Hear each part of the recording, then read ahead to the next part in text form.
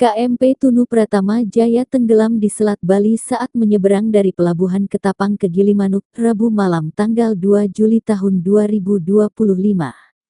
Kapal ini membawa 65 orang terdiri dari 53 penumpang dan 12 kru. Menurut info Basarnas, kapal berangkat pukul 22.56 waktu Indonesia Barat dan diperkirakan tenggelam sekitar pukul 23.35 waktu Indonesia Barat. Dugaan sementara, kapal mengalami kebocoran saat di tengah perjalanan. KMP Tunu Pratama Jaya membawa total 65 orang, terdiri dari 53 penumpang dan 12 kru kapal. Upaya evakuasi dilakukan oleh tim gabungan dari Basarnas, TNI AL, dan Polairut.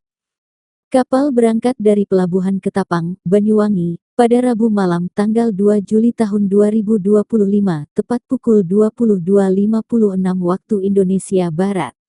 Sekitar pukul 23.20 sampai 23.35 WIB, kapal mengirim sinyal darurat karena mengalami kebocoran di ruang mesin, kemudian terbalik dan tenggelam. Berdasarkan data terkini dari Basarnas dan sejumlah media nasional. Korban selamat 23 orang, beberapa ditemukan dalam kondisi tidak sadarkan diri. Korban hilang 38 orang masih dalam pencarian hingga Kamis pagi tanggal 3 Juli tahun 2025.